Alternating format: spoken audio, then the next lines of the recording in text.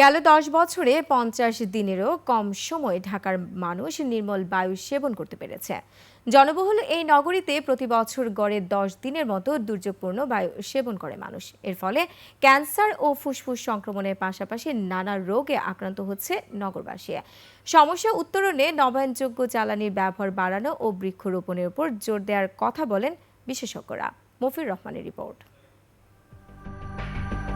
প্রায় সারা বছরই ঢাকার বাতাস থাকে দূষিত, দূষণের মাত্রাও অনেক বেশি। রাজধানী ঢাকায় বসবাসকারী মানুষ গেল ৩,১১৪ দিন বা ৯ বছরে মাত্র ৩১ দিন নির্মল বাতাসে নিঃশ্বাস নিতে পেরেছেন। এই সময়ে ৮৫৩ দিনের বাতাস ছিল অস্বাস্থ্যকর, আর খুব অস্বাস্থ্যকর ৬৩৫ দিন। দুর্যোগপূর্ণ বাতাস ছিল ৯৩ দিন। বিশেষজ্ঞরা বলেন, ঢাকার মানুষ বছরে গড়ে ৩ দিনের মতো নির্মল বায়ু সেবন করে, তাও আবার ঝড় বৃষ্টির মতো প্রাকৃতিক দুর্যোগের বিনিময়ে, আর বছরে ১০ দিন সেবন করে দুর্যোগপূর্ণ বাতাস। ৯ বছরের ভিতরে ঢাকার মানুষ ৫০ দিনেরও কম সময় নির্মল বায়ু সেবন করার সুযোগ পেয়েছে। এখন যে কোনো ব্র্যান্ডের পুরাতন এসি বদলে নতুন ওয়ালটন এসিতে উপভোগ করুন ২৫% ছাড়।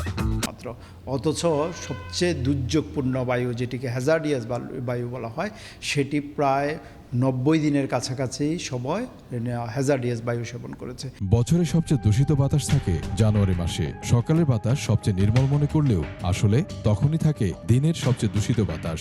এদিকে নভেম্বর থেকে এপ্রিল বা মৌসুমী বায়ু শুরুর আগ পর্যন্ত আন্তর্দেশীয় দূষণে দূষিত থাকে ঢাকা। খুবই ইন্টারেস্টিং বিষয় যে নির্মল বায়ু আমরা কোনো সময় শুষ্ক মৌসুমে পাই নাই বা স্বাভাবিক অবস্থায় পাই নাই।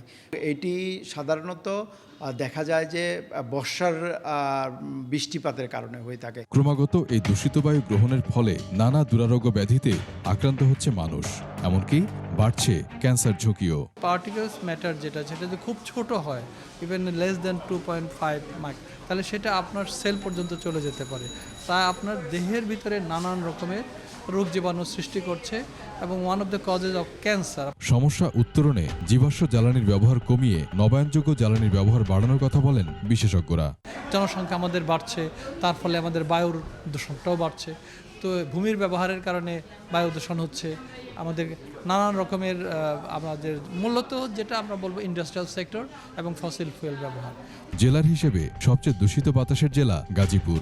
এই জেলায় বাতাসে অতি সূক্ষ্ম বস্তুকণা বিশ্ব স্বাস্থ্য সংস্থার নির্ধারিত মাত্রার চেয়ে ১৮ গুণ বেশি। অন্যদিকে সবচেয়ে কম দূষিত বাতাসের জেলা সিলেট, যদিও সিলেট শহরে বাতাসে অতি সূক্ষ্ম বস্তুকণা WHO মানমাত্রার চেয়ে ৯.৭ গুণ বেশি।